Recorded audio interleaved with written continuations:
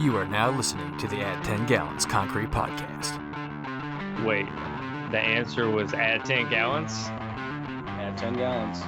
My first thought was we got to put Actigel in it. Yeah, great. Truck's on the way. On the way. Yeah, okay. I've got two observations, neither of which are really educated or well thought out. Which are like most of my observations are. There aren't a lot of problems at a job site that can't be solved with a sack full of biscuits.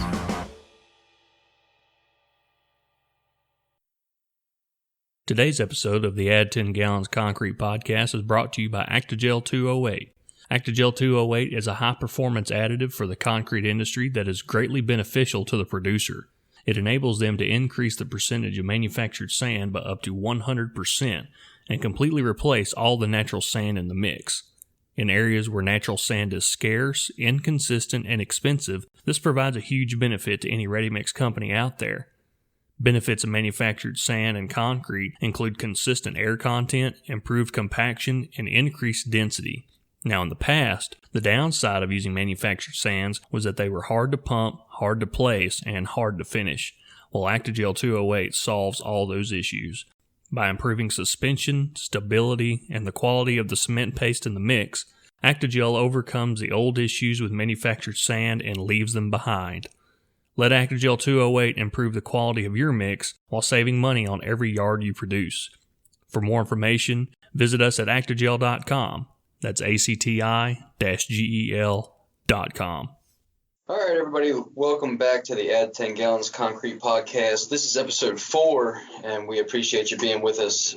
Today on the show, we have Hank Stevens. He's a plant manager for Revels Block in Houston, Texas. And when this podcast first started, we promised to give you guys an all-encompassing look at the concrete industry, and we're going to have guests on from all different parts of the industry, all different corners, and we made true to that promise today.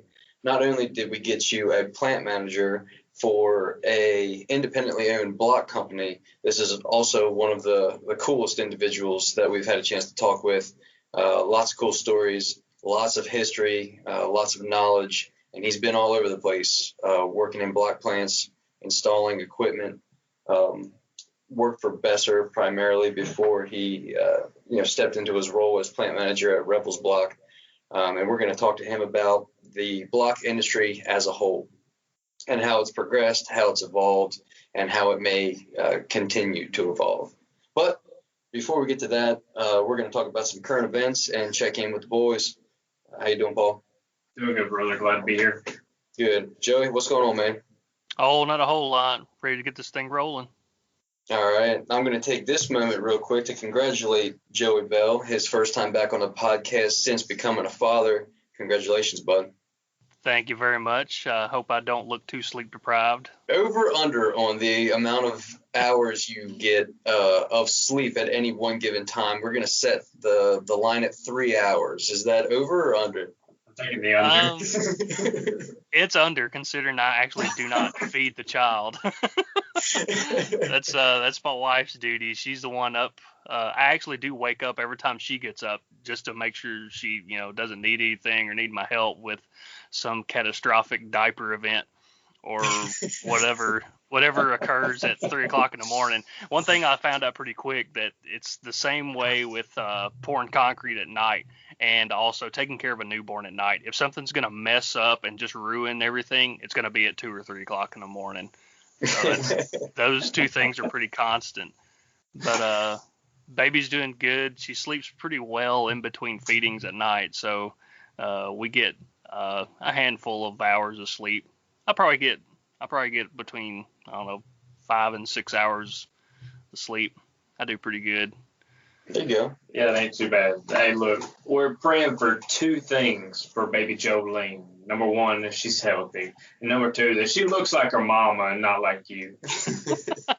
Well, she does look like me, so if she looks like me and acts like her mom, I just don't have any hope for her.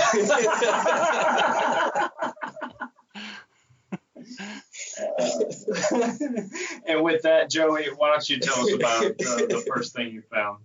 found a couple short little things to discuss in our little segment here. The first one being is a company called, if I'm pronouncing this correctly, Konzuk, Konzuk. And the reason they kind of popped up and what I thought was pretty interesting, they're making a line of concrete jewelry, which is based on the artist Frank Lloyd Wright. It's based on some of his pieces. And I'm scrolling through here. I know it's kind of hard to describe, like on a audio media show that we got going on here, but the pieces actually look really cool. They're offering earrings, necklaces, regular finger rings, cufflinks. The cufflinks actually look pretty cool, which would be pretty nice for some, NRMCA or ACI event or banquet or something like that. But basically, we know what he's getting us for Christmas now. Yeah, for Christmas. Well, that's what we can hope for anyway. One thing I haven't clicked on is what these things cost. So it may be the most expensive concrete known to man. It looks like a few droplets of just it just looks like sand, a little bit of sand and cement and some water and color. It's about what it looks like. It looks just grainy enough that you can tell that there's probably some sand in there. But it looks really cool, and I'll send you guys a link, and we'll put them in the show notes for people to look at. But yeah, especially the cufflinks and stuff, that'd be something cool to get for some of these concrete events that we'll have one day when COVID disappears. Right. You said Frank Lloyd Wright, like the architect? That's what George's son's architect. Yeah. Yep, that's it. I don't think it. Let's see. I was trying to see in the article here if it referenced any particular pieces. Yeah, I saw a lot of straight lines, interesting angles. I did some cool stuff. Mm-hmm. Yeah, that pretty much describes what these jewelry pieces are. They're really neat actually, and like I said, it's hard to describe over the podcast, but when you get the link in the show notes, you can click on them and they look pretty cool. And I also haven't found out what these things cost, so we could be just barking up the wrong tree and stuff that we can't afford like usual. Leave it to the Tennessee fan to start an audio podcast with a visual idea that nobody has any concept for. Thanks. Yeah, and also, description. Brick by brick.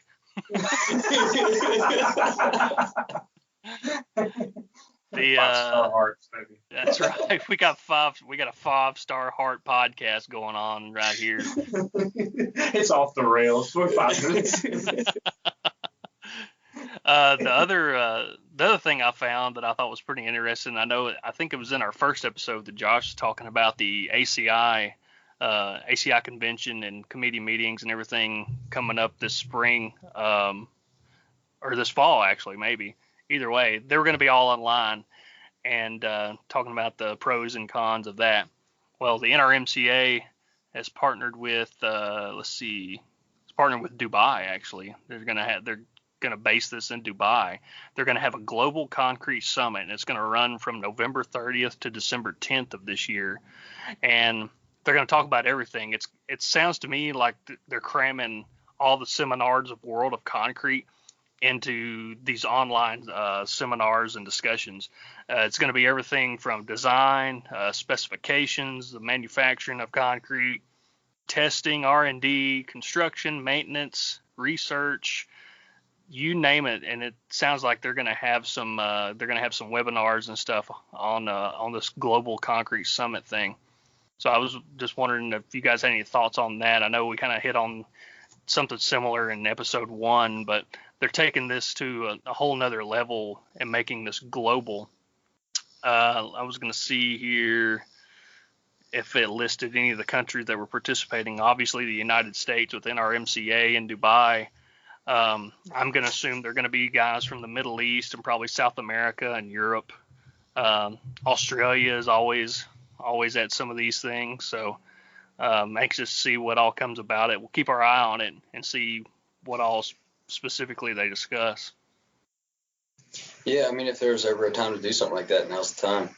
I mean, to an extent, concrete is concrete all around the world. Your materials differ, but your mixed designs and I mean, there's subtle nuances and changes, here and there depending on which country you go to. But the one thing that is vastly different that they probably won't talk about for obvious reasons is safety protocols.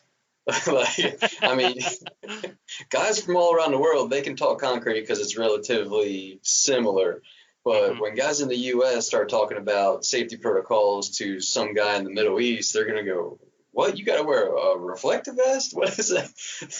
Sound protection? What is that? Well, it's definitely going to be really different. And you'll find out, from Hank and all his travels, how things really are different all over the world.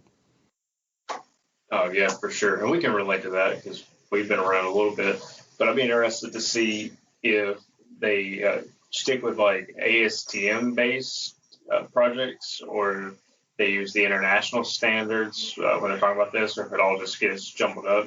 Because the way you were talking about those seminar topics, it seems like it'd be more categorical for like this country, or let's talk about this country. And I'd be interested to see how much mingling and intermixing there is, and how much you can really take away from that. If you're in the United States and hearing about a bunch of stuff that's going off in the Middle East or Europe or wherever. The language barrier is another thing that will have to be considered.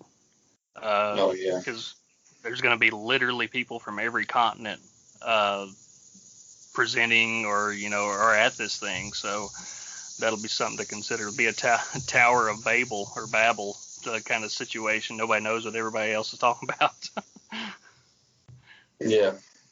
Yeah, for sure. Well, and another thing too, there will be technological issues abound, because it's hard enough to have a Zoom conversation, or even some of these webinars.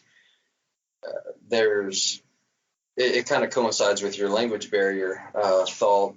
You also have, I mean, even if everyone's speaking the same language, you have thicker accents.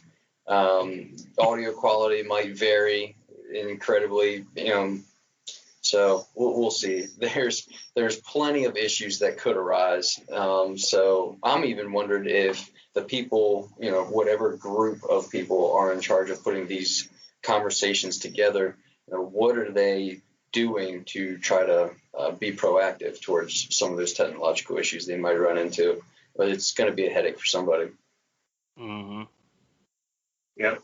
I would be more concerned about engagement and the ability to make this go well if we hadn't seen some of the other webinars earlier this year that were concrete related that did really well. NRMCA and SECA specifically that we attended, they did so well. So I hope the NRMCA is reaching out to those groups that did such a good job and are going to take from them and do really well with this. Well, goal number one is limit who can talk.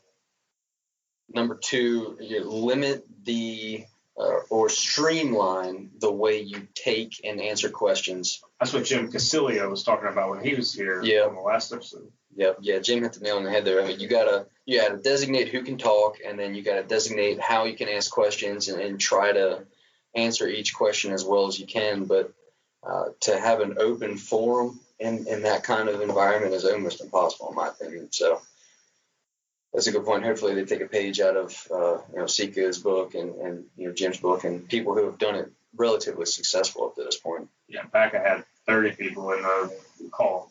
These days could have 300 people in the call. Mm-hmm. Joey, did it mention at all if this was taking place of any of the events that are going to happen at World of Concrete next year? Did it mention World of Concrete at all? It didn't mention World of Concrete, but I did see later on in the article, I'm going to take a quote from the article. It says, "We are excited this year to have the event on a virtual platform after having it organized live for 10 consecutive years in Dubai."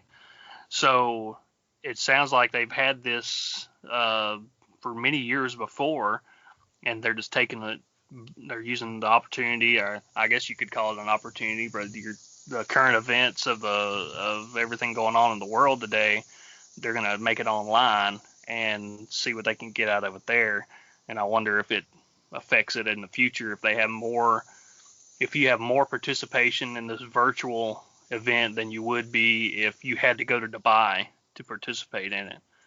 I read over a year ago, and it's one of my favorite construction articles I've ever read.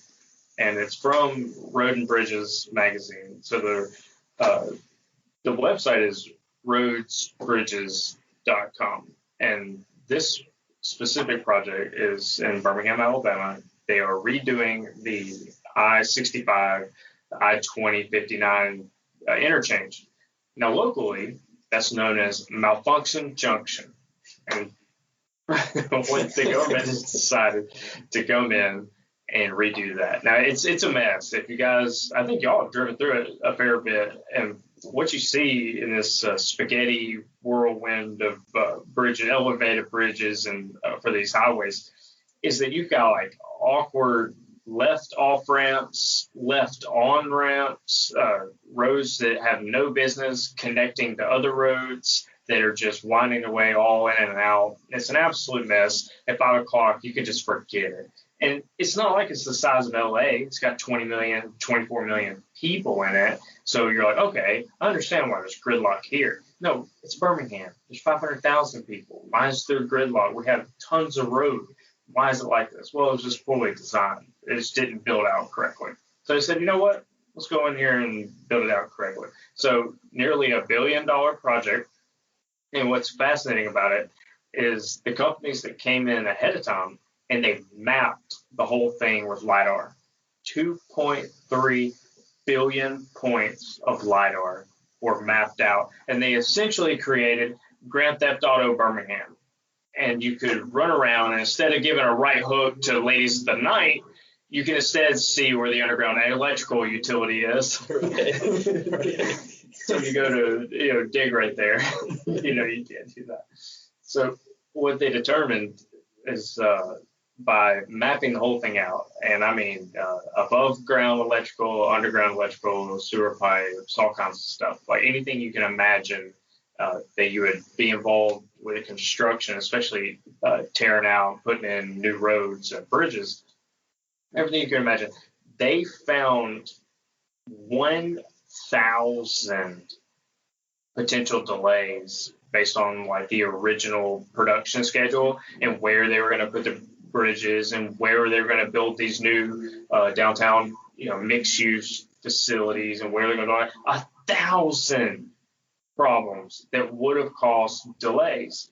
And because of that, they saved $10 million estimated by doing that. And who knows how many months, because they're trying to accelerate this thing. I mean, we've been in Alabama in the past year while they've been doing this project, and it's a mess to get over to the airport if you're coming from like the south side of town, because the airport's on like the east, a little bit northeast, but kind of city center over to the east a little bit. And to get over there, you would normally take the interstate that is, missing because they took out all the bridges and put in the new ones. So they're like, okay, we need to try and get this project done in a year. And if we're going to do that, we need to take as much time ahead of time as they can. So for a government body to contract out privately, to have these companies come in and map it out and turn the city of Birmingham into a video game, in order to save time and save money, I just think that's one of the coolest things I've ever seen. Yeah, that is really cool. And I mean, you can estimate how much time and money that would save, but you really don't know. I mean, you have past experiences, but they talk about forward thinking there, and we talk about it at least once extensively on every single show, is the integration of technology into what is a very mature concrete construction market. You're starting to mesh those two together and starting to bear fruit from that relationship. And it's really interesting because if and when we're able to go to ConAg or the World of Concrete or these other great conferences and shows, the fastest growing section, I should say, is either CAD design or this, technical mapping and surveying and all the technology that's being implemented into the industry. That's got to be the fastest growing sector of the industry itself. And it's exciting that, people our age and even people younger than us you might not want to go out and dig a ditch all day long, but you can still be a very integral part of the construction industry with this technology sector.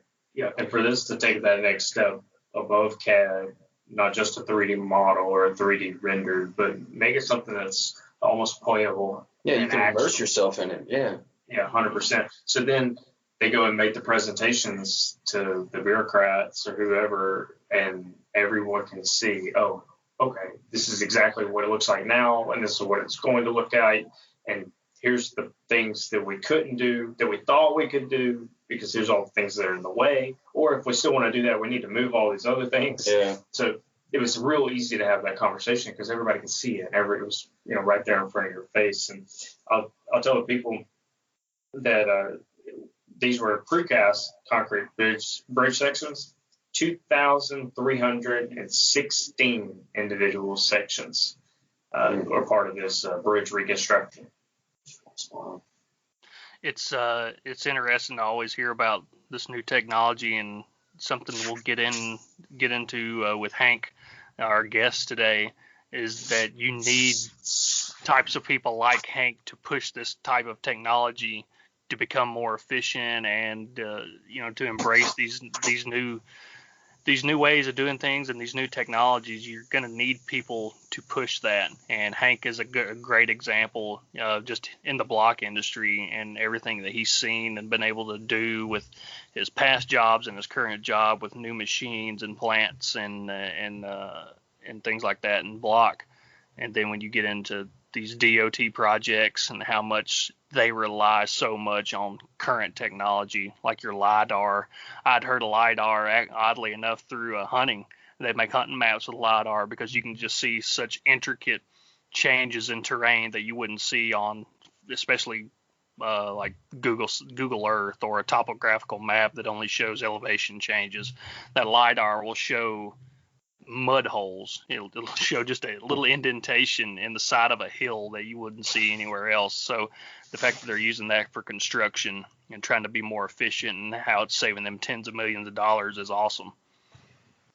Yeah, it really is. I would love to be the guy that has to pitch that to all these politicians in Birmingham. Like you have these 50, 60, 70-year-old people who've done nothing but the law related jobs and political related jobs, and here comes this person in there like, I can make a map of your city that looks almost real and it's going to save you this much money. Like, what are you going to say to that? And even if they're like of an engineering background, they're like, oh, we've been using 2D blueprints forever. Right. Oh, we know how to do that. We can machine this and do that. Oh, get out of here with that. Because who knows how much this costs? Right. I mean, probably millions, right? So they had to come in and save millions on top of that to make it worthwhile. And these same politicians are those guys that we were talking about, either was it the previous episode or some couple episodes ago, that all they do is they patch asphalt every 4 years when their terms are getting re-upped. So that's all they know about road construction. It's like, oh, I can make this look pretty right before my re-election and everything's okay. Oh, that tax money's going to be scarce. 2020, nobody was driving. All those gas taxes, nobody was buying gas. It's going to be rough up here in Pennsylvania. Yeah, I mean, you can charge whatever you want for gas and put whatever gas tax you want on there, but when people aren't going anywhere, it's hard to fund new roads and new bridges, and Pennsylvania's got a lot of them. It's going to be rough. Yeah, so we'll see what happens there. What did you find, Josh? Something real quick, and it ties in with our guest. Like I said earlier, Hank worked for Besser for a long time, and they're out of Michigan, right? Headquartered out of Michigan somewhere. Yeah, I think so. Yeah, I believe. But anyway, their CEO, Kevin Curtis, is just announced that he's stepping down, retiring. In April 2021. Now, the current president, Ryan Susick, is going to be his successor, and I think that's been planned for quite a while now. But Mr. Curtis has been in the industry for 43 years. And it's important that the CEO of a very well-known, and I would say the leader in CMU machinery, he's retiring, and good on him, because he's really steered a great company in the right direction for many years. But it got me thinking about how you have people come and go in every industry, in every company, in every job, but it just seems to me that in the construction industry specifically, and specifically the concrete construction industry, it's very common to see people who stay with the same company or in the same job for 30, 40 years plus. And right now, I mean, your office jobs, people who maintain a cubicle or an office job in general, the average lifespan for a job there is around 6 years. You know, almost twice a decade, people are moving jobs, moving positions. And in the concrete industry, it's common for people to stay for 3, 4 decades. I'm wondering what your guys' thoughts are on that. Well, I think I don't know how to word this. I think when you get into like these plant managers, like block plant managers, I know several block plant managers that have traveled around the country at different block plants for the past, few decades, 20 years or so, and they've worked in North Carolina, they've worked on the East Coast, they've worked on the West Coast, they've worked down in Florida, and they've just went everywhere. And I'm curious to know if those 20, 30, almost 40-year tenured people, what positions do they hold within the company? Are they presidents, or are they truck drivers, or where do those guys lie as far as on the totem pole in a concrete company? Well, they could have risen, could have started as truck drivers and gone who knows where. Mm-hmm. But I think there's a sense of loyalty in the construction industry when you're with a good employer who's taking care of you, allows you to take care of your family. I think there's a real sense of loyalty, and I think we've had this conversation before offline, where there's a real synergy between, or similarity between people who are of an agriculture mindset, the farmers, those kind of guys, and the construction world, and really the concrete world. I feel like if you took the same person, it's a very similar personality type, that he could either be raising cattle or is making concrete. It just depends on where his priorities are. And so when you have a guy like that, loyalty tends to be a big deal. They stick with what got them there. You go to a farm and you see they're using the same brand of equipment that they were using 3 decades ago because it's being good to them. I feel like they kind of carry that kind of mindset over into the work world. And they're like, well, I'm going to stick with this company because they've been good to me. I see that a lot. Yeah. Well, and especially now, it's harder and harder to find good help. So you would imagine that two things are going on at the same time. You have someone who's more not susceptible. That's the wrong word to use. Someone who's more likely to practice loyalty and have that kind of mindset and those kind of values. But at the same time, companies know that it's hard to find good help nowadays. So when they find somebody who's willing to show up on time, willing to work, has their head screwed on straight, and who wants to rise in the company, they give them every opportunity to do so. Both of those things could be working together to promote and to provide those 30, 40-year employees. Well, another way I see the similarity is if you're working on a farm, you got to figure out how to fix whatever it is out in the field that's broke. Because you got to tend that field or manage those animals that day, and this needs to be fixed, so you figure out how to do it. Well, the concrete guys, the guys working at the plants, have a very similar mindset. Like, oh, just show me how to fix this, and I'll fix it. And you become very handy and very good at, working around the shop or working on the trucks or out in the field. Nobody's over there going, well, I'll just wait on somebody to come fix this for me. No, you get out there and you unstick the chute. You figure out why these things aren't working, and you make them work. Right. What do you know about farmer fixing, Joey Bell? Yeah, let's ask that to farmer. We're already about 30 minutes into this. We don't need to go another 8 hours. I will say that I saw my father, who was a full-time farmer growing up, and he raised 2,100 acres of beans and wheat and corn, and then he also had 200 Angus cattle. Mama cows that had calves every year, and he had 120 Chester White sows, pigs, that had at least 1 or 2 litters of pigs every year. So he kept busy, and I saw that man keep an entire operation running with duct tape, vice grips, and WD-40.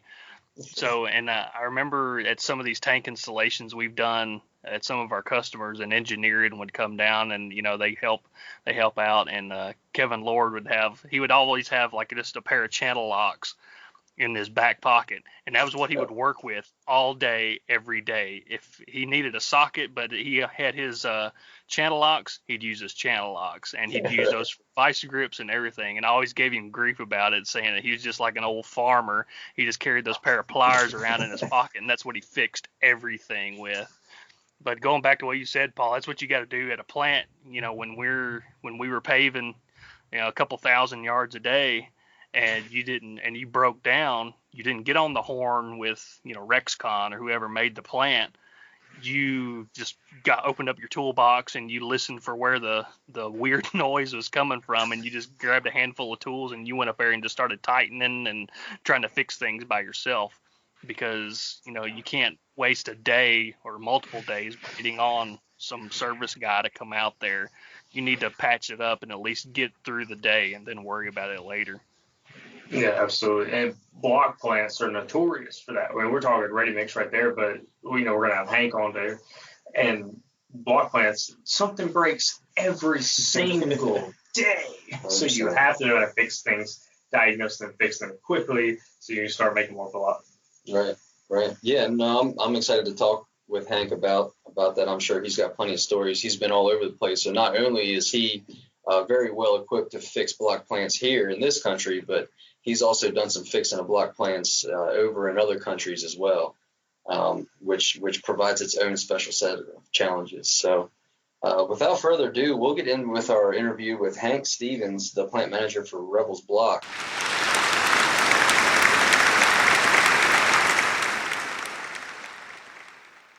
Hank, thanks for joining us, brother. And, for people that don't know, you've been all around. You've been all over the country and worked in several block facilities. Give us a little bit of your background. Well, see, I think I started this like a little over 25 years ago, and I was based out of a plant in Palestine, Texas. It was a family-owned plant, Palestine Concrete and Tile, owned by the Smith brothers. I was there for a little over 20 years, and wait a minute, I've been in this a little longer than 25 years, but that's a different story. Of course, we merged and became Southwest Headwaters, all the different corporation names through that. And then I left there and I went to work for Besser. And that's when I traveled. I've been from Israel to Guam to Japan, all over the United States. I mainly did the ASB servo drives. I probably installed more than anybody. I put them on all their machines. I did the first V312, the first Dynapack, the first Ultra Pack. I'm not the Ultra Pack, but the 6 at a time, the Super Pack. I stayed with Besser a few years, and then, of course, I put in this plant here at Revels, here in Houston, and Blake was wanting to go do some things differently, and so he contacted me, and we worked out a deal, and now I'm back in the block plant doing production. I'm fixing to do a new install right now, so I guess I still do installs also. What's the new install? We're going to put in a different machine. We run a lot of products here like cylinders. It's all for foundation work in the Houston area. We're basically sitting on these bayous, and or they call them bayous, they're just overgrown creeks to me. But anyway, there's nowhere for the water to run off here in Houston, and so the ground, of course, is that gumbo land, and it holds this moisture, and so they have a lot of issues with foundations all over this place, I've found out. So we run quite a few of what they call these cylinders that they actually push into the ground and get into bedrock or hard ground, and then they build up off of that and support the slabs to keep them from cracking. And yeah, they've got a big mess here, and so we're just one little part of trying to fix it. They're like slab jacking the house, and they put one cylinder in, drive it down in the ground, put another cylinder up there, drive that down in the ground. So now you got 2 cylinders stacked on top of each other, and then a third, and then a fourth, and they just keep driving them and driving them and driving them until they hit something solid. Am I getting that right? Yep. You got it exactly right. Okay, and so what were the challenges in formulating the design that could be that strong in a dry cast situation? Well, of course, Actigel was a large help in that. It's a lot of cement content, and it's controlling your moisture is one of the main things. You've got so much cementitious in it, and you're activating that thermal energy inside so quick that you've got to have moisture in there to keep it from drying the inside of it out so fast that it makes it crumbly. So moisture is a real huge thing on making these. As far as making them on the machine, you just slow your machine down, and they have a long feed and a long finish time. And you actually, when you get through making them, when they come out of the machine, a guy like my boss, Blake, he can actually stand on them as they're coming out of the machine. Me, I'm not that graceful, so I can't stand on them like that. But they're that solid when they come out of the machine. And within 24 hours, I've got the machine that I've got is kind of a hand-built machine. It'll go 10,000 PSI. In 24 hours, I'll stick them in it, and it won't even think about breaking them in 24 hours. They're not quite 10,000 PSI like you would do in a lab, but it's just a test I do here, and I put 10,000 pounds of pressure against it just to see. I put pressure against it just like they're pushing them in the ground. So that's how I test them here. And one goes off at 10,000, it'll definitely make you get out of the way because they're pretty loud when they go off. Yeah, absolutely. Another simple test we do, and y'all find this quite humorous, but you take one and you hold it on the ends and you just kind of toss it up in the air and let it hit the concrete. And when it does, if it bounces, it's good. If it doesn't bounce, then we've got a problem. And that's That's why I love block plants. Where can I find that test in the ASTM handbook? You can never find that test. That's a test invented by an older gentleman many years ago, and he always said if it'll bounce, it's good concrete. Now, well, he's always been right because if it bounces, it'll work. But they're labor intensive. If you've I have been to these job sites where they do it. I have been under one of the houses, and it's amazing how they do it. These gentlemen start in digging under the slab with just shovels and their hands, I guess. And they create all these tunnels under this house and get down to the beams of the house. And that's where they'll go and start setting pads for them to start raising this house. They'll raise them as much as 4 and 5 foot. I mean, it's no problem. You just crawl around under all these little tunnels. And they have a truck that comes out and can actually press some guys do it with a jack, and other guys have like the porta power packs that that they press them in one at a time with a cylinder, and then the other ones have this house truck come out. It's got this huge hydraulic system on it and all these rams that they can put up under the house with all these, and then the guy can control lifting of the house. And that's very neat to see. And it's a lot of technology in this, and it keeps getting bigger and bigger and bigger. It's amazing what they can do. I just wonder what happens to these cylinders after the land or the earth is moving and stuff. So I'm not for sure really where these cylinders are going. So if y'all see any floating up in your area, just put them back down. Because we're trying to keep them here in Houston. So you mentioned a couple of different ways to set those blocks. Is the method dependent upon the applicator or company, or does the method change with how far or how high you need to jack the house? Both, in a sense. Both. See, they have some that's what they call cord, and they'll actually have like a 3/4 hole all the way through them, and they use a rebar as guiding each cylinder together. Some of them are just using a solid cylinder, and it depends. Like if they're going real deep, because they've told me they pushed as many as 17, 18 in the ground. And, that to me, that's, this is 12 inches tall, 6 inches in diameter, and you push them 17 down, you're pushing a long ways down. That tells you how bad the soil is around here. But I often wonder what keeps them together, but they've been doing this. You have companies that are like 2000 Industry, Osham. These are the big names, big hitters in this, and they've been doing this a long time. And somehow they I don't know how they keep them together, but somehow they do. And they put so many under them for one thing. They're all over. I mean, I don't know what their spacing is. I'm going to say somewhere around 4 or 5 foot, where I've seen them on the outside of the house where they have their holes dug to where they're lifting, and that's where they'll start putting these cylinders in.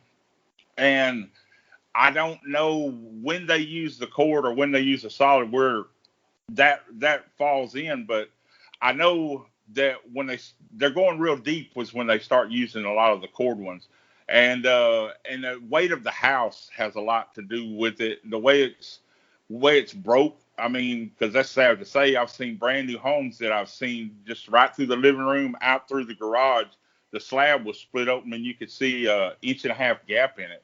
And I'm thinking, this is a wreck. And by the time they get through with it, I mean, they do amazing work. And I don't know the longevity. That's something I want to find out. I'm in this area of cylinders. I've only been doing this for a little while. I've made cylinders in other plants before, but of course, I'm more in touch with the people that are installing now.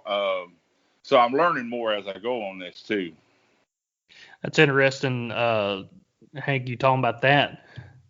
I just bought a house last year, and I had to have my foundation repaired with those. They use steel beams. They didn't use concrete. And just it's exactly how you're saying. They got these jacks all around the crawl space of my house. Yes, and sir. There's a lifetime warranty on them. So I wonder if it is different with the steel versus the concrete and why that is. I know they give a warranty, but that's something I really need to find that out, because I have people ask me these questions. But yes, I'm familiar with actually I went through a little class with 2000 Industry, and they kind of showed me how this works and all these things in order to help me make the cylinder better for them, because where the problem lies, concrete will break.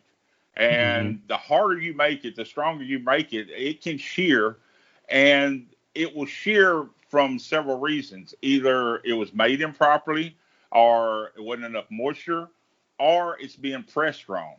And if you get an angle on one of these cylinders while you're pressing with 10,000 psi, you can shear it just like it's in a splitter.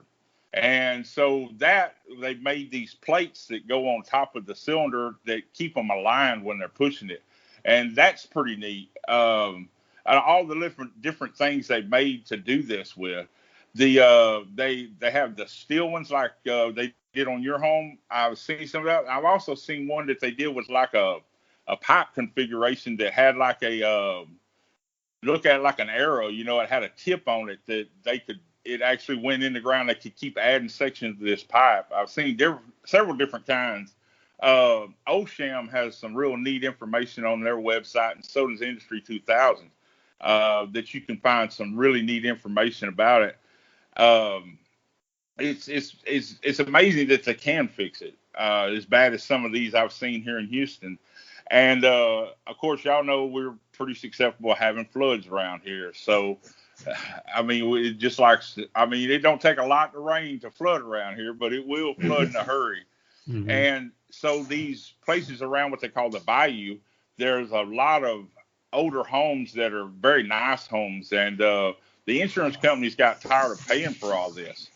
And so they told them either they could, remove them from the home, or they can raise the home up. So if, the floodwaters come, that they won't go into their house again. And so that's what they did.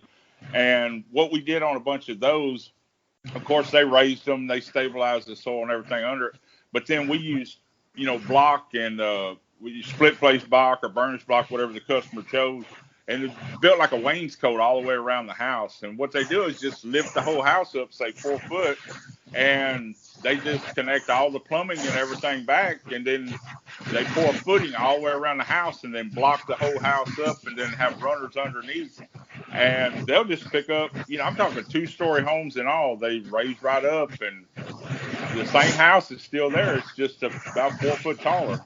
The block, the split face on the outside is decorative in that sense, right? It's decorative, but it's also, when it's grouted, you still have your compressive strength.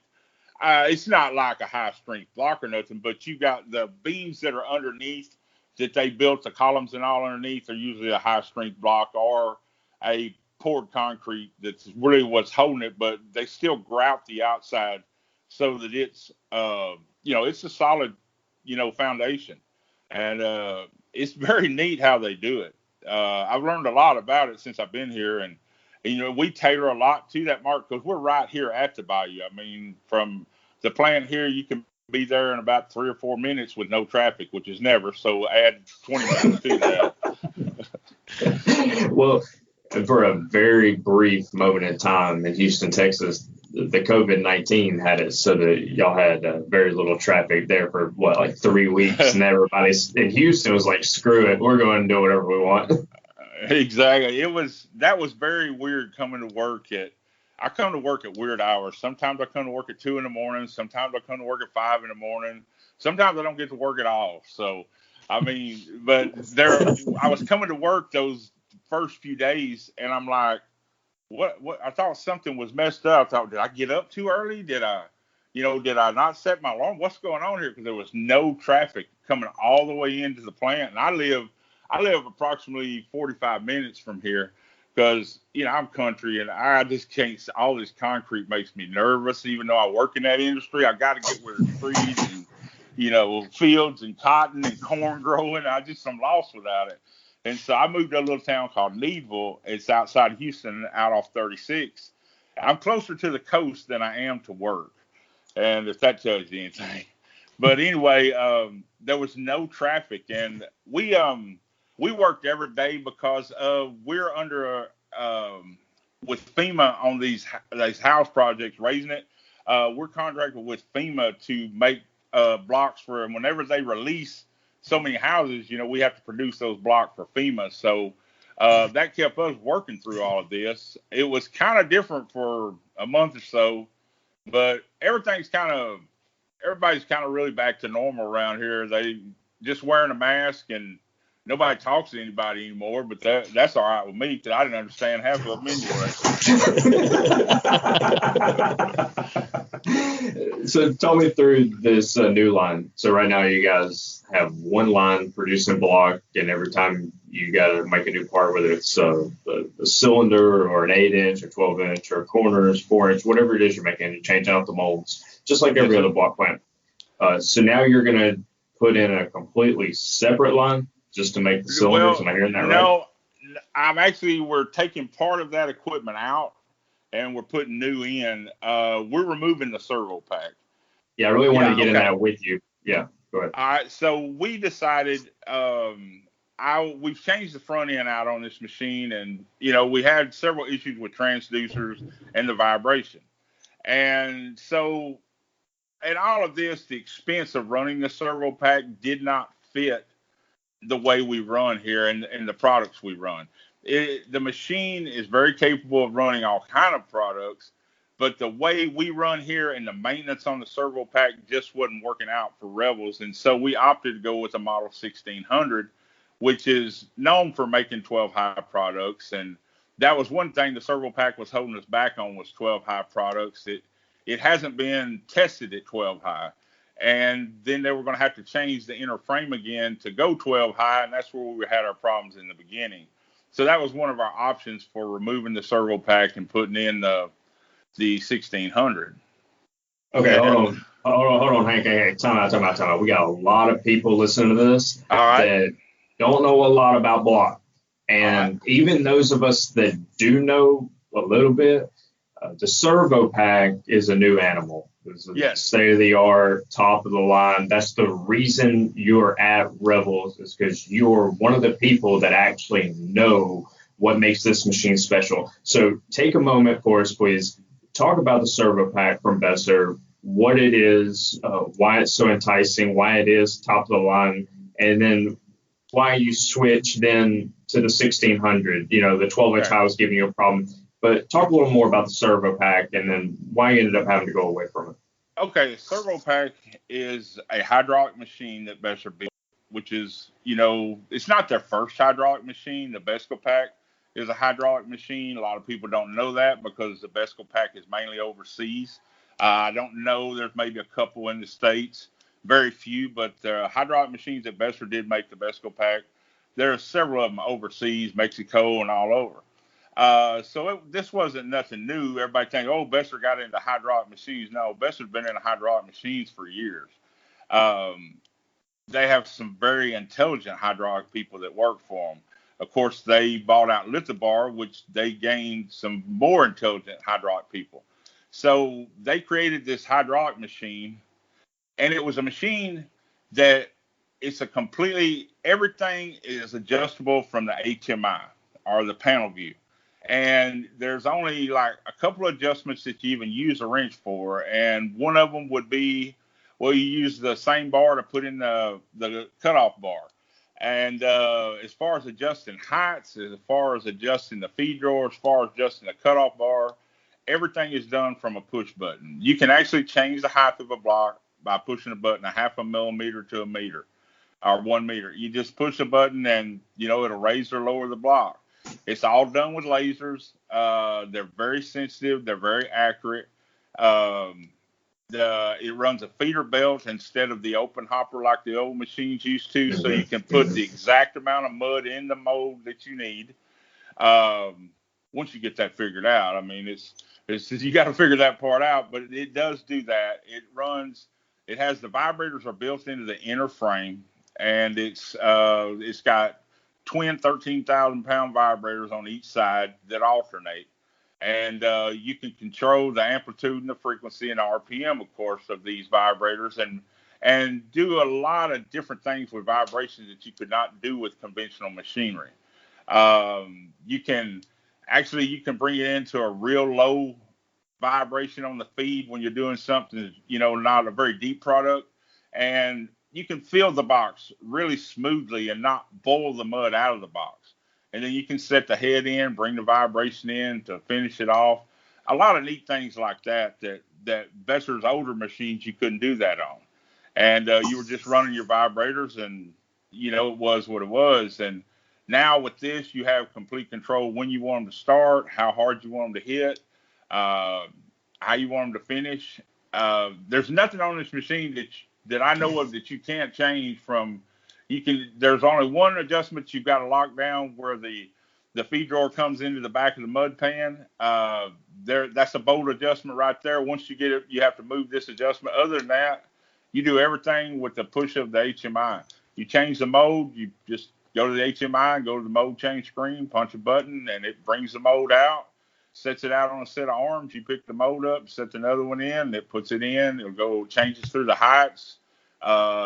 Retains all your settings, and pretty much you can leave a batch in the hopper, change the mode, and start it up in 13 minutes, and I've done it.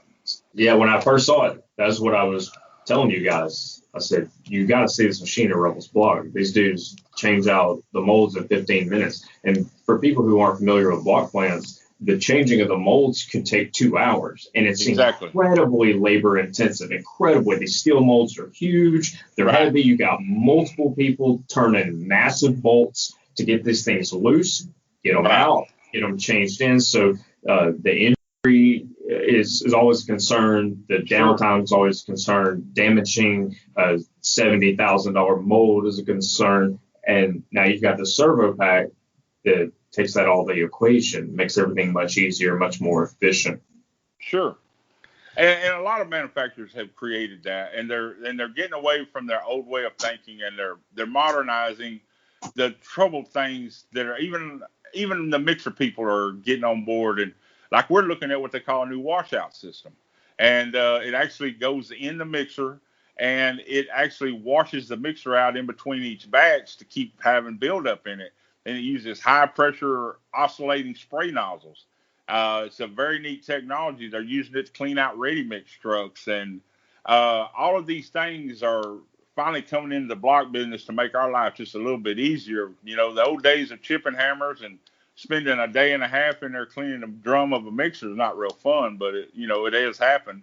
And we spend a lot of time cleaning the mixer. That's one thing people don't realize. Every time we change colors, and if we run any extended amount of colors, we have buildup in our mixer, and you have to clean that out or it will come into the next block exactly where you don't want it. If it's a split face box, it's going to end up dead in that split.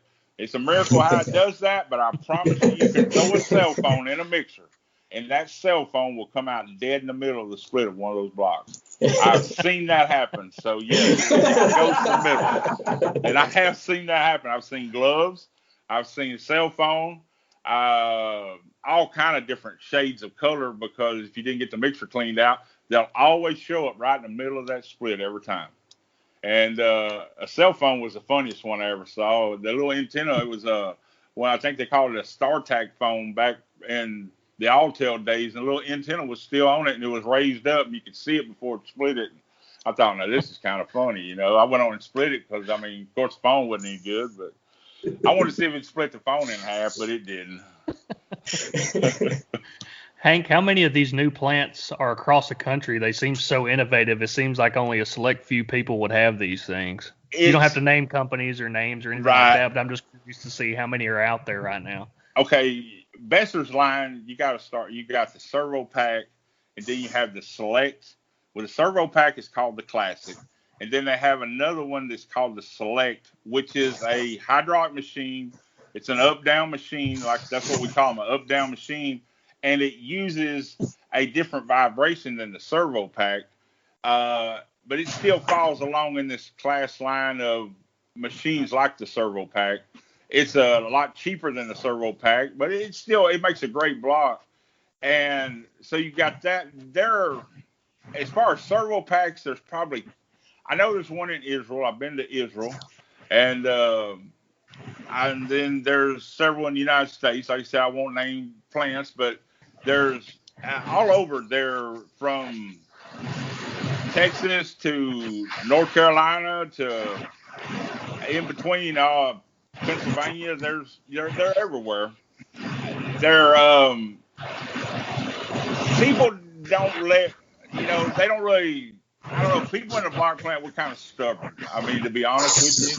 And we don't want you playing with our toys, really. We're kind of selfish that way. And it's not that we mean to be that way. It's just like we think we got that little niche in the world and we're going to hold on to it. So we don't talk about it a whole lot to everybody, but there's more out there than people really know. And then the competition of Besser, which Columbia, Pathfinder, as far as Columbia, they've got a machine that does automatic mode change and everything also. Of course, your big board machines, they'll do it. The palletizing systems are coming on. They're using a lot of robotics now, which I informed my boss the other day that we were going to get one of those. And he's like, when? I said, pretty quick. And he don't believe me, but I'm going to get one. You just hold on.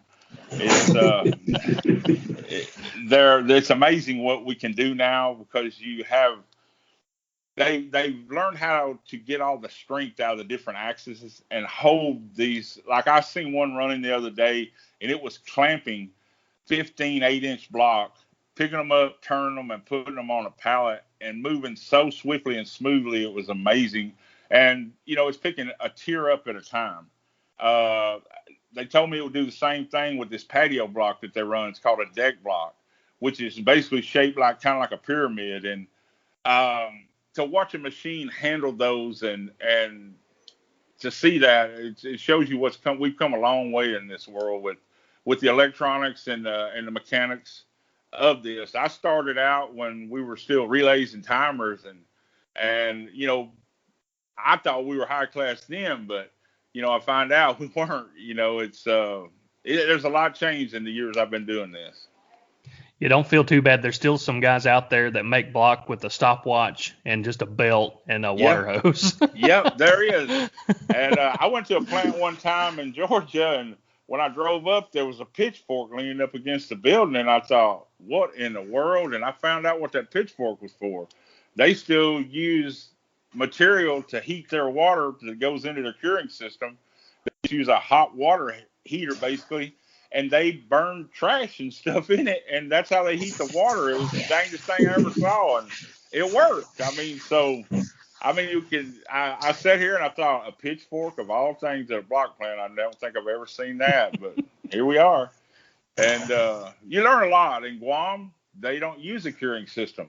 Well, it's 92, pretty much about 92 to 95% humidity all the time, except for 30 minutes a day. And around 3 o'clock, it rains for about 30 minutes, and it's the best time in the world there because it is so humid and hot 24 hours a day. They don't need curing system. They just have a shed roof that's open to atmosphere, and they park the racks under that. And when they get all their racks run, they go home, and they come back the next morning and start running those block, and they're fine. I mean, but it's almost like a perfect curing room. That place right there, it was something to see, but that was the most humid place I've ever been. And well, Israel was pretty warm too. I was there when it was pretty hot too. Hank, in that regard, you talk about all the different places you've been. You've installed equipment all over the world. I don't know if you know the answer to this or not, but how many people like you are out there? Like, how many people does Besser or Columbia or other companies like that? How many people do they employ that are able to go around the world and just install this equipment? Besser has like 6 installers right now. Columbia will be pretty close to the same. So much of the work is done in-house. They actually test the equipment before it gets shipped out to us, and which is something they started doing, and they'll actually hook everything up and run it, and pretty much try to dial it in right there at their facility before it ever gets shipped to us, which makes it a lot easier on the install guys. When I was doing the ASVs, I was getting them, just right out of the box. They hadn't been tested, and that put a lot on me to get that system up running for the customer.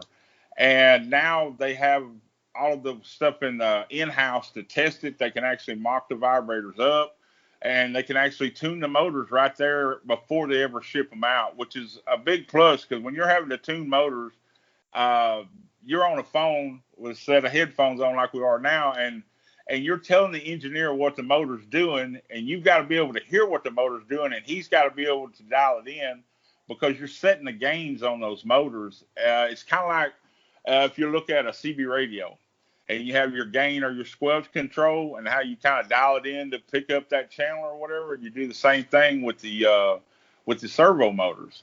And there's a setting in there. It's called gain setting, and they can go in there and increase it or decrease it. And you have to listen to what that motor's doing, which is something I got very good at, or I'm the one that actually started doing that because we were having some machines that were sluggish and some that would run great. And I kept telling one of the engineers, I said, there's something wrong. We're doing something wrong. And that's when we started setting the gains on these motors, and it tremendously makes the machine run different.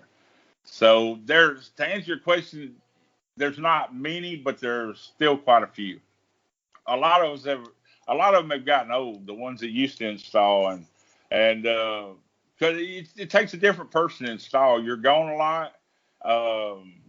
You're on the road. I mean, I've probably missed every holiday there was to miss, and you stay out so much because you never know when something as simple as an air conditioning switch can keep you from leaving a job. I wouldn't leave a job if something like that was acting up.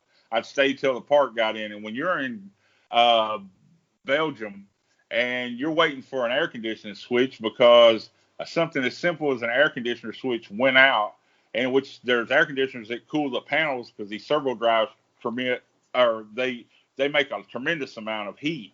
And so, without that air conditioner working, the panel will overtemp.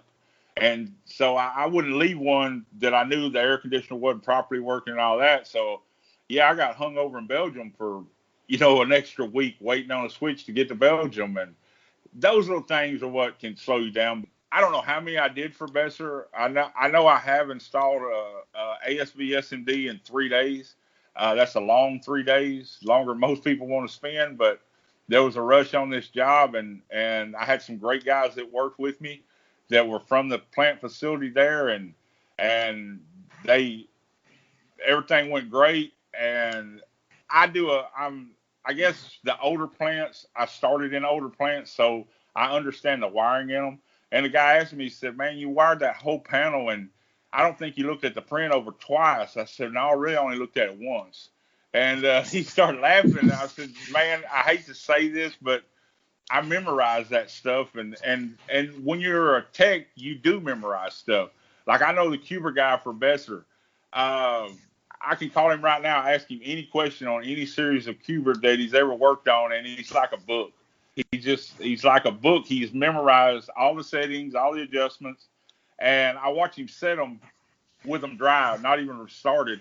And he knows where to set the older cubers, so when they start up, they're pretty much all you got to do is some fine adjustments. You've got to do it for a long time to get that. The ASVs, I got to where I could set them and start one up and make a block right out of the bat, and it would be a sellable block, which was my goal. I always had a goal, and my goal was to always, from the first block out of the machine, is a sellable block. And when it didn't happen, I kind of kicked myself. But when it did happen, I knew I'd done everything right. Well, Hank, when we're working at ready mix and precast, a lot of the times the concrete mix design, it dictates everything. And you talk about sellable block, we always talk about sellable concrete. When we're trying to optimize mix designs, we're like, would we sell that? Would we put our name on this mud? Exactly. And this whole time we've been talking about what happens after the mix design. So much is dependent on the equipment and what happens after it's gone into the mold or after it's been in the mixture. But I did want to take a second and talk about concrete mix designs and concrete block and how that differs from ordinary concrete. Could you touch on your process for what you do to design for a block? Okay, that's a good question. Actually, the answer to this question, it changes with the material and with the time and where the material is coming from. Our lightweight aggregates have changed tremendously from typical just a fired shell to it's still a fired shell, but it's so porous and so much air in it that it'll actually float in water, which is not good for making a block. We want it to absorb water. And that's been a challenge messing with some of these new aggregates, getting them to pull in the water so that we can make a nice block. Because if the aggregates are floating, they're not drawing any water in. So when you make that block, of course, you made a dry block. It might look wet to you, but it's still dry because the moisture that it's pulled into the aggregates is where it's going to be spent when it's curing. And so that changes with the material. Our sands are changing as, of course, the further they get into the pit, the sands change. And so I guess I've been doing it a long time. I like to take a batch, and when we come up with a design, the type sand we're using, the type of rock, what the customer wants, it's pretty much we have an educated guess, but it's still a trial and error. And when a batch is right, we do a simple little thing with our hands. Some people squeeze it and smash it and look at it and all that. That don't really tell me a whole lot. Well, I just take it and I put it in my hand, I squeeze it, and then I push my hands together. And when I open my hands up, if I see that smear of cementitious on my hand that's wetted, then I know we're real close. We can dump it and we can go on and make a block with that. If you don't get that smear on your hands, you don't have enough water for one thing. So you're not going to make a good product. And that's just something you learn. Everybody's got their own way of doing it. Some people look at the way it sheets off the blades of a mixer on a ribbon mixer. And when it's sheeting off, you can actually see it. It looks like layers coming off. Your batch is right when it gets to that sheeting part. Other people, they touch it, pat it, whatever they want to do. So I guess some people smell it. I don't know. But the whole hand trick of smearing it has worked for me. I can get in more detail if you like, what amount of sand, what amount of aggregate. Everybody's got their own ideas on that. I know that you use quality, the best quality you can get, you'll produce a quality block. If you're getting trash sand, you're going to produce a trash block. The sands are so sifted now and so screened, they're pulling all the small rock out of it, and all we're getting is just the crystalline sand. So you have to add that rock back into it to make it into a good block. And luckily, we're able to buy the smaller grades of aggregates or rocks and add it back with our sands. We can blend our materials. Where ready mix, I'm not for sure. I've been around a lot of ready mix, how they do it. I know they got rock and they got sand, and I don't know how they blend and all that, but we use a batching system, and we can blend our different aggregates together to create what we're looking for. It's yes, there's a lot of trial and error as far as when you were making a color block. We know basically what we want, but sometimes we have to add a little more of the reds or a little more of the orange to make the tint come out where we want. That honestly is just a guess. We've done it enough that we think we know where we're at. Sometimes we hit it right off. Other times we have to add a little more colorant to it. It's sometimes it's your aggregates fooling with you. Especially when they want a lightweight in a colored block. That's the one I always hated, but some people like it. And that will change, how your block looks and your texture tremendously. It's a lot of batching I have an Excel spreadsheet that's probably about 15 to 16 years old that I keep using. And I don't know how many batch designs are in it, but I still go back to it today and I add to it and I take reference from it. There's a lot of information. Of course, Besser has their information. Columbia has theirs. And everyone uses a certain percentage of sand versus aggregate versus cement. I was taught a long time ago, don't cut yourself short on cement. Actigel came out, and that is something that I still learn with Actigel every day. And I guess that's what keeps me interested in the product because of what it does for me. I know one thing, if I try to run the Actigel and try to creep that cement or keep it up where I usually have it, that it will get very sticky very quick. And so it showed me a lot of things in doing that. Because our high strength stuff, we're kind of like, oh, we got to have this much cement in it. But Actigel is teaching us a different thing. And the only way you learn this is by doing it, testing it, and going through time with it. Still 28 days tells you the answer. And, we can guess all day long and think we're right, but we send it to the lab and, in about 10 days we get a report back and we're going, yeah, we weren't right on that one. But that's how we learn. And I mean, my system is very simple. It's a lot of trial and error because I keep my mistakes just as well as I keep the good. And Blake will see me digging through it every once in a while. He's like, what are you looking for? I said, man, I remember this years ago. I just got to find it. And, the answer is there. So that's why I keep the notes. I'd have to say I've done it the scientific way. And I've done it by walking out there, picking the sand up and running it through my fingers and picking the aggregate up, running it through my fingers and say, okay, this much of that and this much of this and put this much cement in it and I want this much water and let's go with it. And I've done that too. But when I go back and look at my notes, it's something that I already wrote down. So I don't know why I just didn't go with that.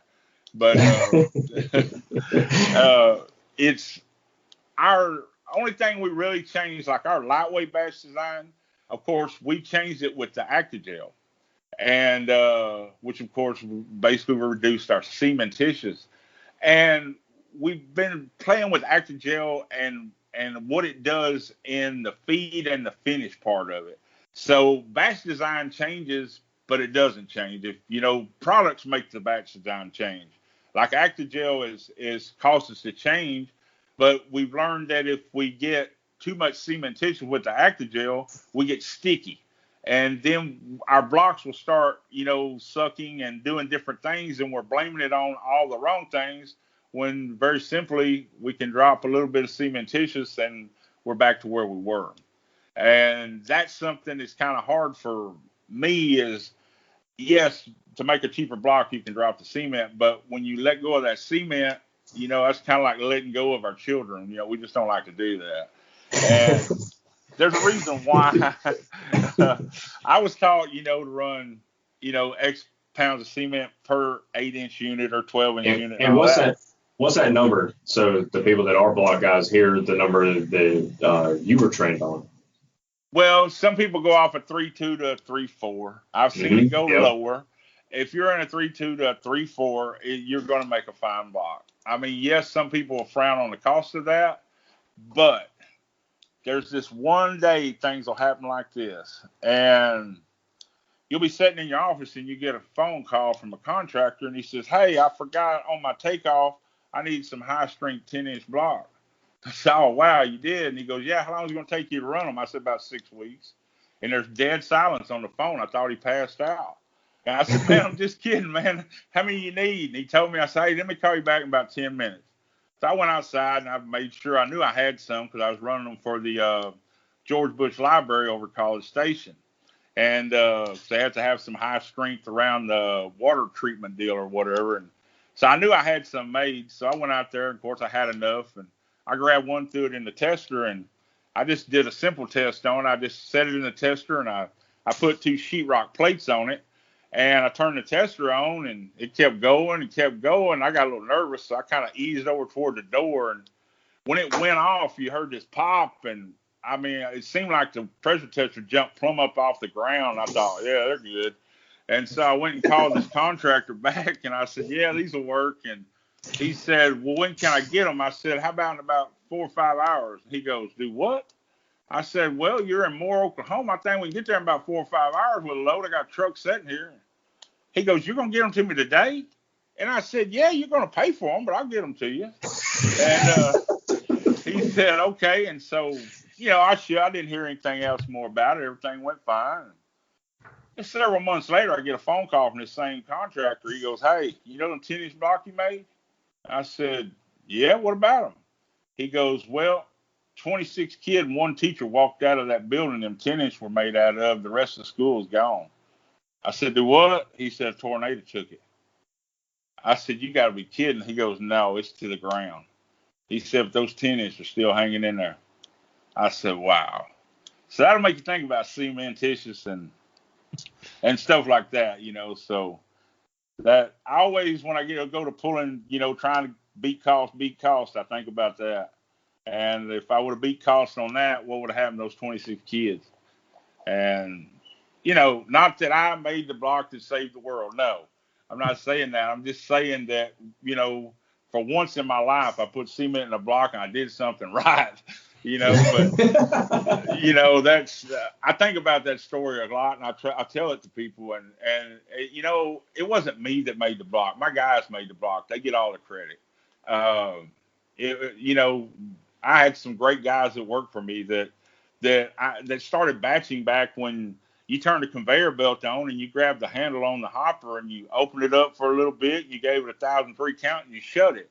Okay, that looks good. And then you open the other handle on the other hopper. Okay, a 2 count and shut it. That's how they batched. And I mean, this guy I watched him do it for many years and it worked. And so I've seen people batch by hand like that. I've seen one guy run his batching system. He would dump material into his mixer and he'd watch the amps go up on the mixer. Okay, that's enough. And he would shut that one off and he would bring in the next one. As the amps went up, he'd shut that one off. He knew how many amps it was pulling. He put the water in it. The amps got right where he wanted. He said, "Okay, we'll dump it. It's good." And I watched him make block, and the block were very good. So people do like some very primitive things when they have to, I guess. So that question is it's a very hard one to answer with a single answer, but your batch designs, everybody's batch designs different, changes, and they probably always will. We're always looking for extra strength. Right now at Revels, we're making our blocks too strong, but I think it's because of Actigel. That stuff is I mean, it was supposed to be at 1,900 and then they're going 2,800. I don't know what's going on. But no, Actigel's been a very big learning curve.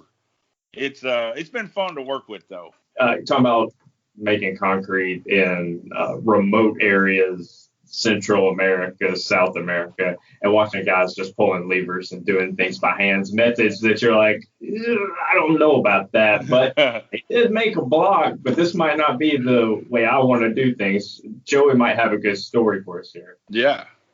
Yeah, Hank, you're talking about your travels and just like Paul was saying, I've been sent down to Brazil and Peru and Central America and Mexico. None of the good parts of those countries because they don't put concrete plants at the resorts down there. You know what I'm saying? No, sir, they don't. You're exactly right. And some of those curing houses, like you're talking about, they're just pole barns, off on the edge of the woods there, and it's just so hot and humid, like you were talking about in Guam. They just set them out. So long as they keep them in the shade, they don't overheat. Right. And I'm trying to think. There was one little setup down in, might have been Costa Rica or one of the little Central American countries that they just mix their batch almost in a wheelbarrow and dump them in molds, and they'd make decorative blocks and stones that way. There's so many more. I mean, they would weld their own tools together like hammers and wrenches. They would just build stuff out of random scraps they had everywhere else, and they'd somehow make block out of all this mess. And you soon realize that the technologies that we're selling to American companies just isn't going to work for those guys down there. I know exactly what you're talking about. I've seen that, and I was watching a plant, and it was in Mexico, and I was actually doing like a video tech deal with them, trying to work it out over the phone, and I kept seeing to the side of the plant over there, they were pulling these blocks off that weren't filled right or something like that, and they weren't throwing them in a dumpster. They were setting them over on this rack, and there was this guy with this bucket of mud, and he's sitting there patching the blocks and fixing them, and I'm like, what is that process called? And, oh, no, we don't throw that away. And I'm like, yeah, but that's not, how do you bond that? And, hey, they did it their way and it worked. And like India's different. Of course, they used up all of their topsoil making earth brick, and they wondered why they had these dust storms. I mean, just dust flying everywhere. And they build these like domes, and they put these earth brick in them to cure them. And in the top of this dome, there's a lid or a hole, and the guy goes up on top, and he's been walking around all day collecting, dried cow patties. They call it some kind of fuel or something. I said, no, we got that in East Texas. And they literally drop it down this hole, and that's how they create the heat inside these domes to cure these bricks. And I'm like, I've never seen anything like this in my life. And it works. I can't believe it works, but it works. And you see a lot of stuff in different parts of the world, that's for sure. I don't know that they'd have a hard time dispensing Actigel over there. I mean, they probably could do it with an old Coke bottle. I mean, it might work for them. But, hey, I worked in a division of a company called Flexcrete for headwaters, and it was aerated concrete that I made, and it would actually float in water. It was 50% air, and it was fly ash and cementitious and some other chemicals, and it recreated this cake that actually you poured it in as a slurry, and then in about 15 minutes it started to rise, and we would pour like a 4 by 12 foot 4 by 4 by 12 foot cake, and this stuff would rise just like a loaf of bread. And you trim the top of it off, and then you cut it up into the blocks. And, we made a lot of cladding boards, blocks and stuff with it. A lot of it went to New Zealand. Some of it went to Africa. But they still, like in Africa, that was a little different too. I didn't go to Africa. A man told me about this. They went to this village, and we shipped this cladding board over there, and they built this small house out of it. And they didn't have any testing procedures that I know of that we've heard about in the United States for sure. But the chief of this small community, he looked at it and to see if it was strong enough to be suitable for him to live in. He's the only one in this little tribe that had a Jeep. And so he told the driver to get out. He gets in the Jeep and he runs it into the building. And I'm like, what? He goes, yeah, it didn't fall down. So he said it was good. I'm like, oh man, I don't know about that, but and I'm sure it would be, because it's 50% air, it will absorb the hit, it will probably work well, but I've never heard of that testing procedure. I think they're going to come out with it next year. I'm not for sure though.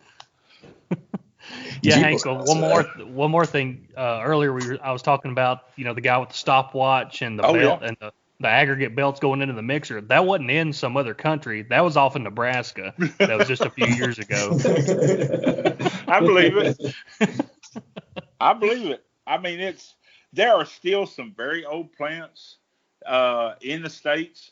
I've always said, ever since I started out working on V312 Besser block machine, 3 at a time cam machine, old Warhorse.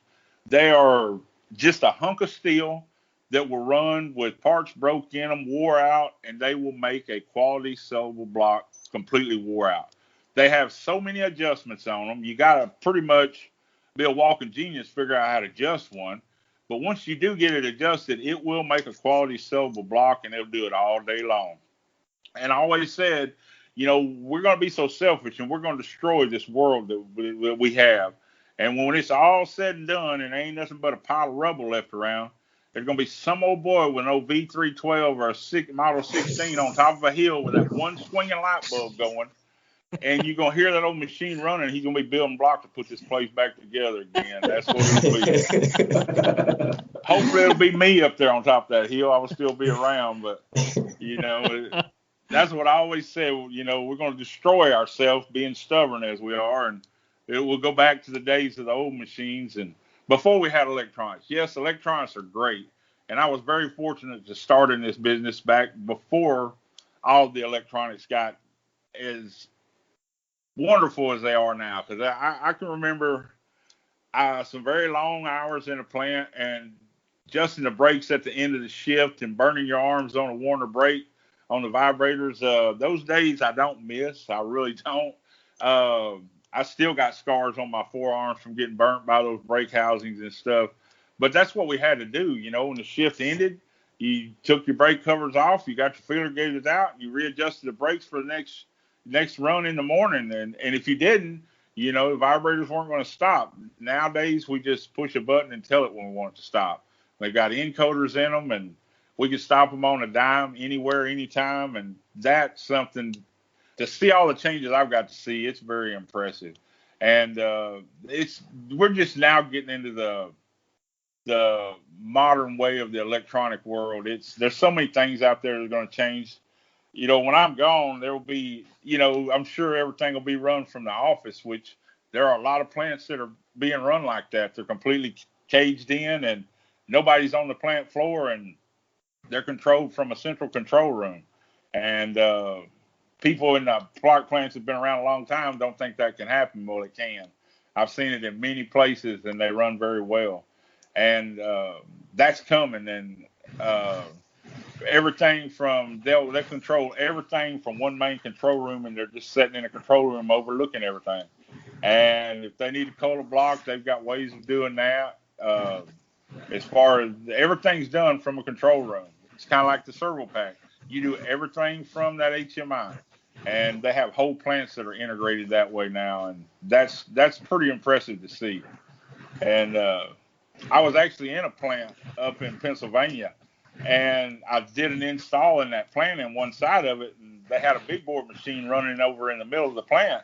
Well, when I got through with my job, I wanted to kind of go over and see what it looked like, kind of be around a big board, see what it looks like. And I'm sitting there watching it run, and I see this man come out of this control room, and he kind of waves his hand at me. And so I wave back at him real big, and he waves at me again. So I wave at him again. And, I thought he was just saying hi. Well, I was standing in front of a laser switch that shut the whole plant down about the next 3 seconds. I felt kind of dumb.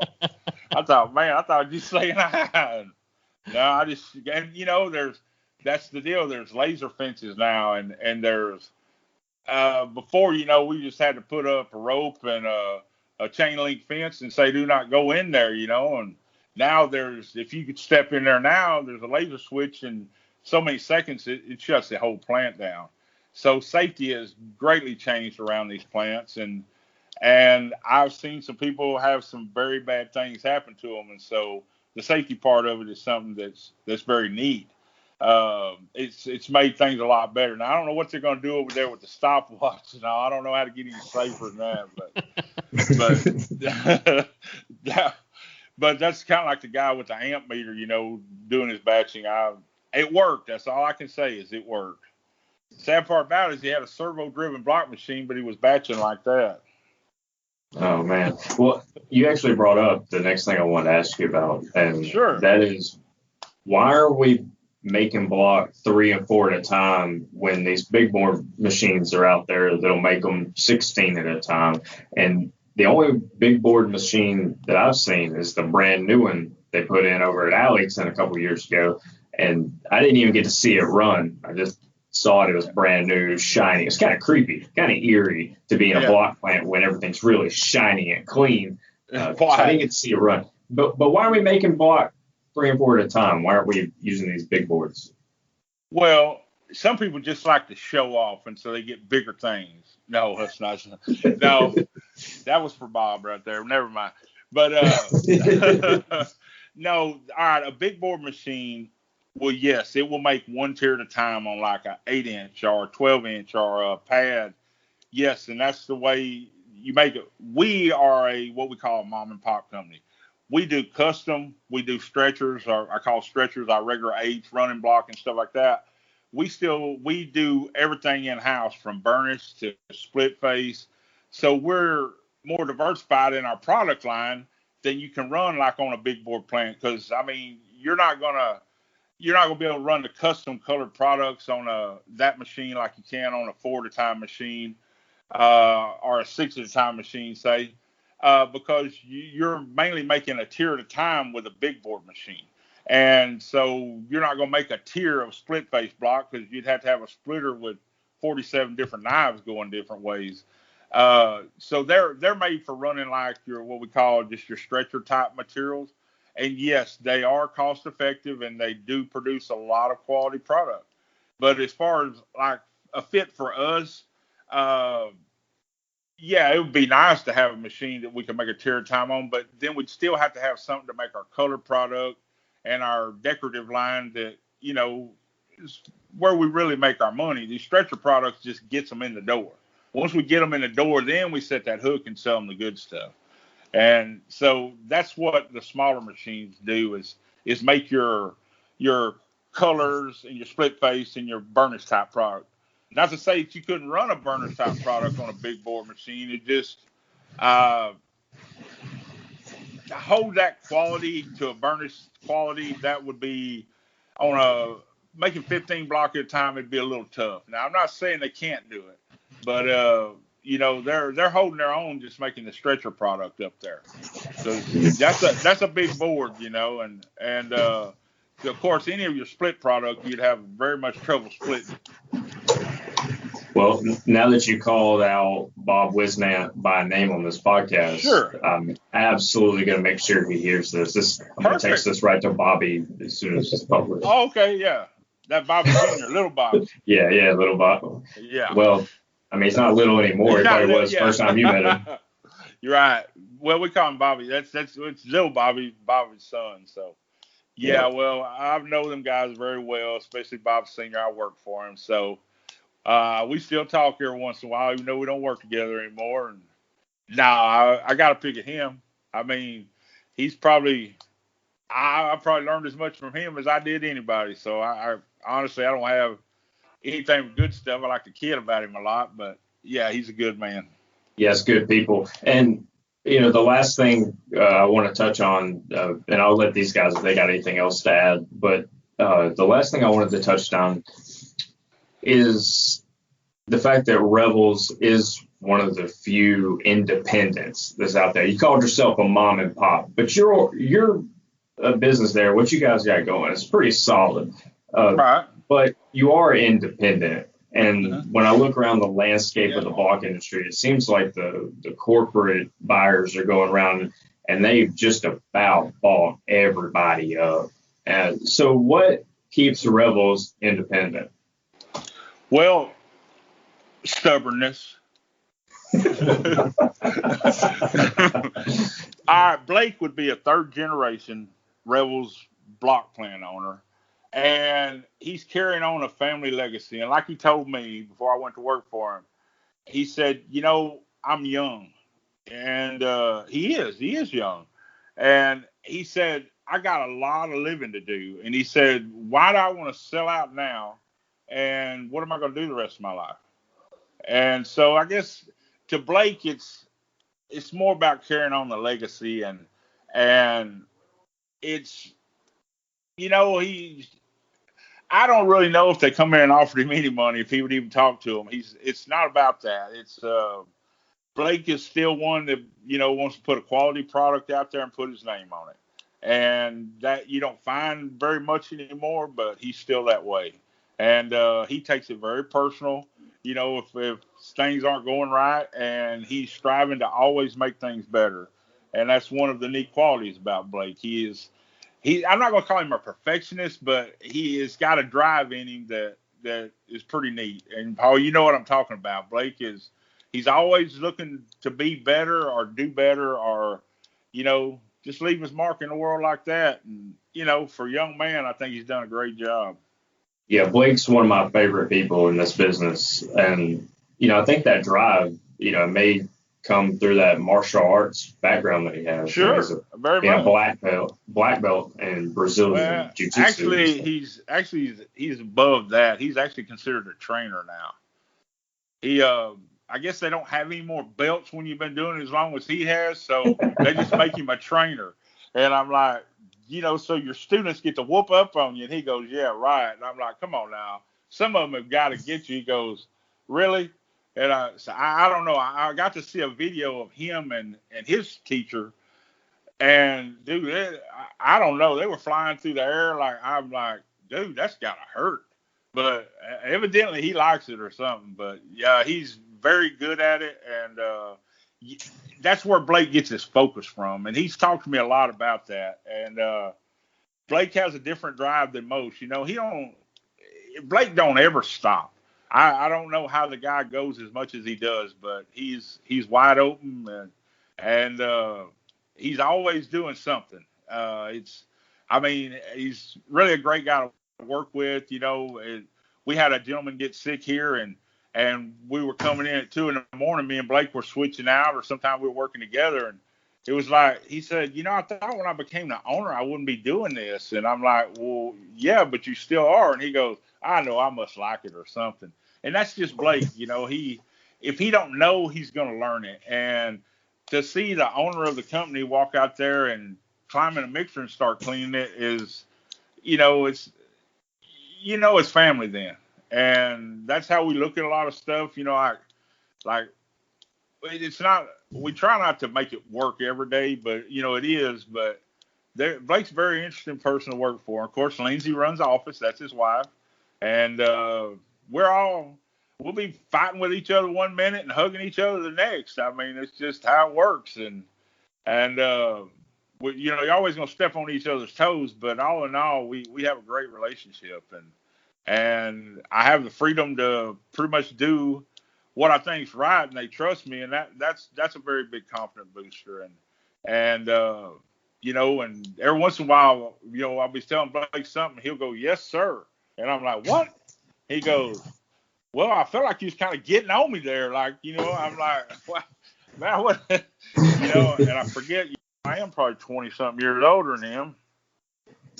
But I forget how old I am sometimes. But Joey, do you have any other questions or comments for our esteemed guest?